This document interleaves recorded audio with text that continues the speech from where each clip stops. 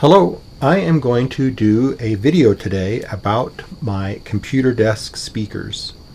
These are speakers that were manufactured by a company called Monsoon, and the parent company was called Sonogistics or Songistics, and I believe that they went through several different owners over the years. These speakers were originally made maybe 20 years ago, 25 years ago maybe. And I saw this company at CES long ago and became interested in their speakers. I bought my first pair probably 20 plus years ago. I am currently rebuilding a set for my daughter and started rebuilding or getting these units ready. I said, man, I should make a video about these.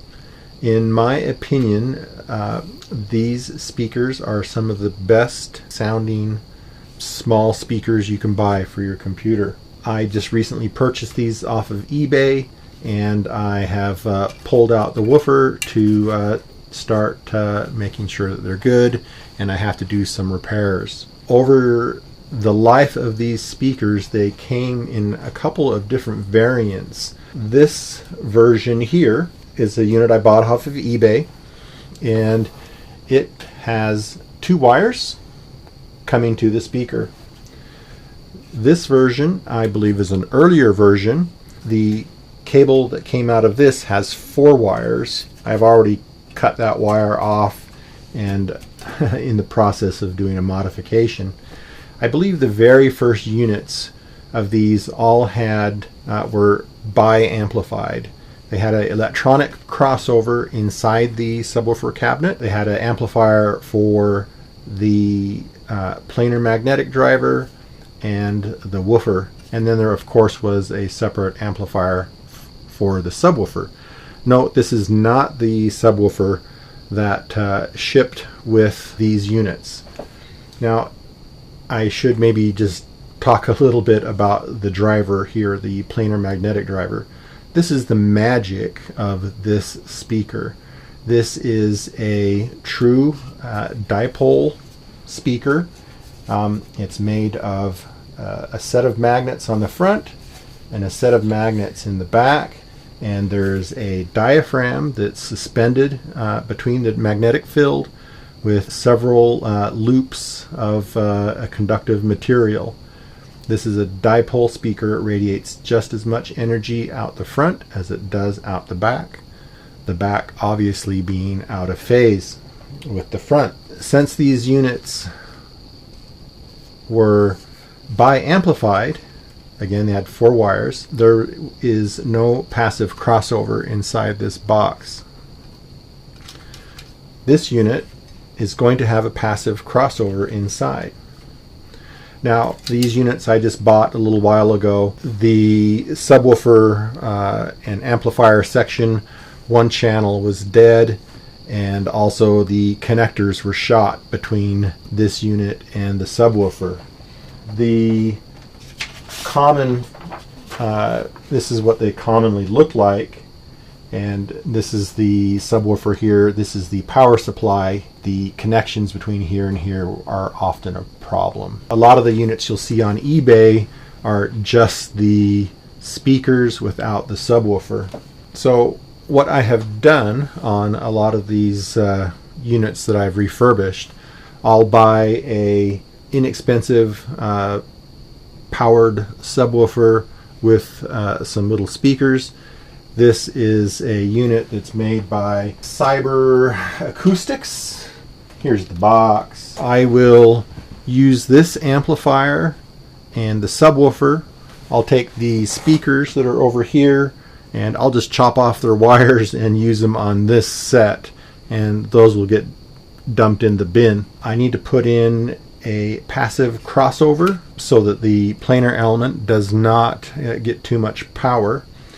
The crossover point from the units that I've looked at typically is around 2 kilohertz between this woofer and the planar driver. I should say that of the units that I've purchased used, I have never seen a dead planar driver. I have seen a few of the woofers down here that have failed. This is a 70 millimeter woofer. It's 4 ohms. It's rated for 4 watts approximately. The planar element is roughly 3 ohms. The crossover is pretty simple. It's a 6 dB slope here with a 33 microfarad bipolar electrolytic cap with a 2.9 ohms planar element. This would give us about 1,663 hertz. The woofer has a 12 dB per octave slope. It has a 0.5 millihenry and a 22 microfarad cap. Again, this was a simple bipolar electrolytic. I'll recreate this, put them in here, and they'll just be hot glued in. I'll show later, hooked over to my audio analyzer, one of the neat things about the planar driver is that it is a pure DC resistance. It does not have a inductive or reactive component. So it will stay 2.9 ohms across the whole frequency band that it operates, which makes a very easy load for amplifier, and also makes the design of the passive crossover much easier. These typically, I'm seeing these on eBay for just the speakers without the subwoofer, maybe in the range between $30 to $60. These are easy to take apart. Underneath the Monsoon badge, there's a single screw that holds the grill on. These snap in, but also usually there's some hot glue that holds this on. I've already removed this, and so just a single Phillips screwdriver. Once that Phillips screw is out, this is just held on with a little bit of adhesive that will just pop right off. As I have mentioned, I have had a couple of these where the woofer has failed and there's a rattle. I think it might be a component of the voice coil has detached. I have found a speaker that fits in here and works quite well on Amazon. Again, it's a 70 millimeter driver, 4 ohms, and the units that I have purchased on Amazon were rated, I think, for 10 watts. This is what the woofer looks like that came out of these units. You can note that it has this big shield on the back, which really isn't really needed anymore because nobody has a CRT monitor anymore, so you don't need to have a shielded woofer on here, in my opinion. We're going to run a frequency sweep on the woofer while it's in the enclosure, and just to see if we hear anything odd.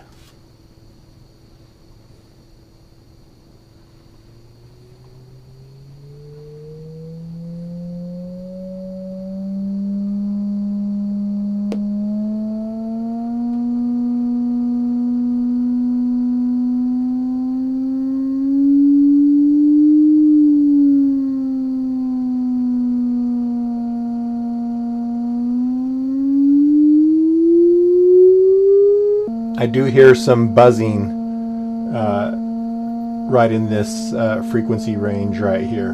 Let's do another measurement of the woofer while it's in the enclosure. Maybe you can see this okay. I'm set on generator impedance, or generator load, I guess I should say, and we'll sweep the frequency. Right now we're at 160 hertz and it's showing that we're 4 ohms. So the 4 ohm rating printed on the back of the woofer is believable.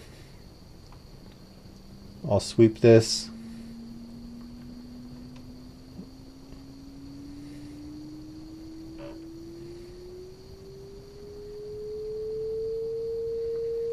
Now it's climbing, so this is going to be our resonant point. So that's the resonant point of the combination of the woofer and the enclosure. We're about 16 ohms and we're 480 hertz, and it drops back down. Let's do this with the planar element. I'm going to run a frequency sweep on the planar element just to make sure that it is okay. And then I wanted to show what's cool about planar elements. Right now we can see that this is 2.9 ohms. Let me increase the amplitude. Right now about 4 kilohertz.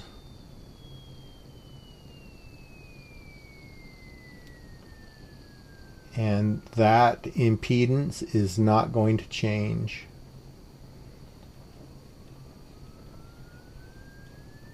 And so this makes the planar element crossover very easy to work with. Means that it's also very friendly to the passive crossover. And we're all the way up here to 12-13 kilohertz, and we have not had any change in the impedance. This is the subwoofer and amplifier that I'm going to use with the Monsoon speakers. This was about $35 on Amazon. It's a decent looking little woofer. It's got a subwoofer volume control. Here's the outputs. Here's the crossover installed. Both units. It's a little messy, but should be okay. I'll just dribble some hot glue in there to hold all that together. Here's our woofer outputs. And planar magnetic connections are this red and the green. I finished rebuilding the crossovers in these speakers and tested the woofers and the planar elements, and they look good and they sound good as well. Before I give these away, I thought I'd do a quick frequency measurement. I have a Omni mic version 2. This is by Dayton Audio, and it is connected to this laptop via USB, and the laptop is running the Omni mic software. The laptop also will play a fast frequency sweep, and that frequency sweep is fast so that we don't get any room interaction. And that's connected via USB to a DAC over here made by Behringer. It's the UMC22. The output of that feeds a amplifier over here that you can just barely see. This is a amplifier I made probably 30 years ago, easily 30 years ago, and it's just based off of an LM12 op amp. It is DC coupled on the input and also on the output, and I use it for all sorts of measurement tests that I do. Note that I have the microphone right in line with the tweeter. We need to do this because high frequencies are fairly directional.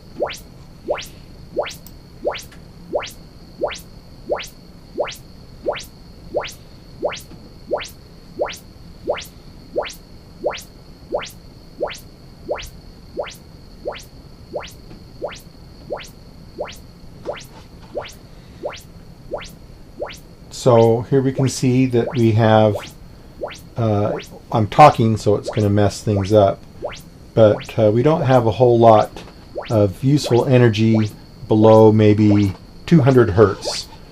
And it has a peak here at around 500 hertz, and does get some usable frequency up to close to 20 kilohertz. So I'll be quiet for just a second.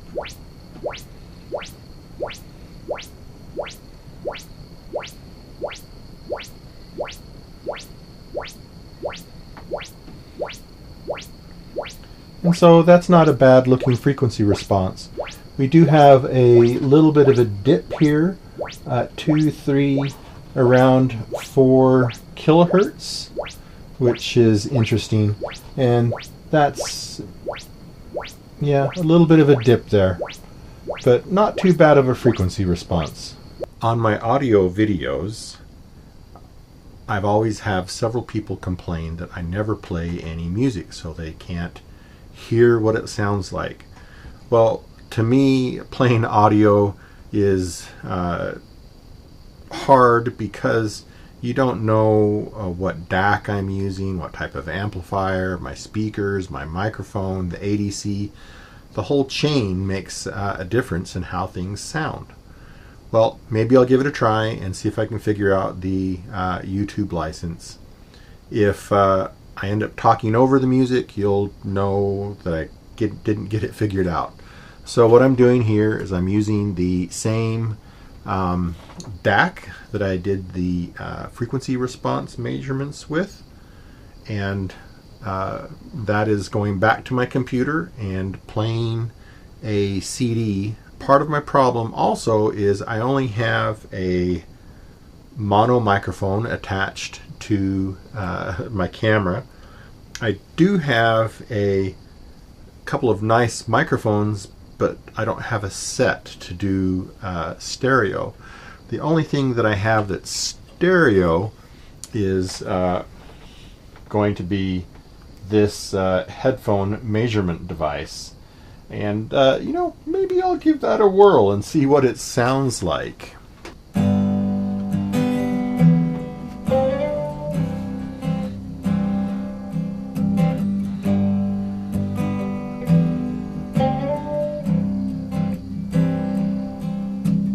Money comes out of Dad's billfold, hankies come out of Mom's purse. The engine hardly makes a sound, even when you put it in reverse. It's got a push-button transmission, hardtop convertible 4-door. It's November of '63, and the brand new Dodge is a '64. The brand new Dodge.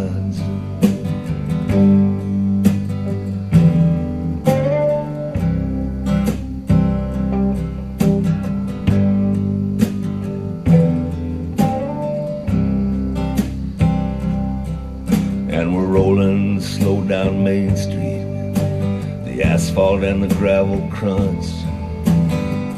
Church is finally over, and we're gonna have our Sunday lunch. And then I will play football with my buddies down in the park. Later I'll dream about my girlfriend as I lie alone in the dark, as I lie alone.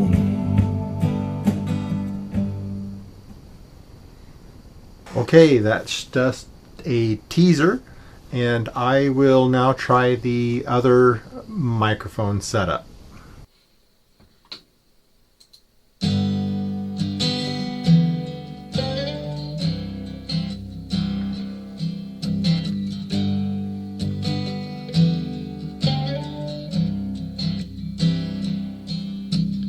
Money comes out of Dad's billfold, hankies come out of Mom's purse.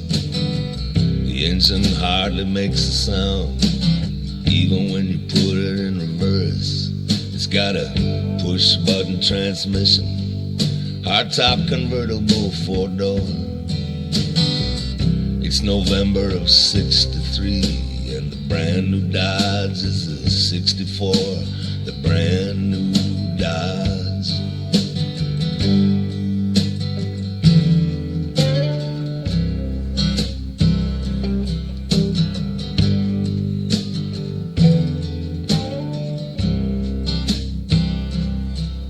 And we're rolling slow down Main Street, the asphalt and the gravel crunch. Church is finally over, and we're gonna have our Sunday lunch. And then I will play football with my buddies down in the park. Later I'll dream about my girlfriend as I lie alone in the dark, as I lie. Okay, I will overdub the recording from the headphones or the headset microphones onto the video, and we'll see how it sounds. Not too hopeful. This system actually sounds really good. Maybe I should invest in a stereo microphone. I'm going to call this video done, and if there are any questions, just let me know down in the comments. Thanks.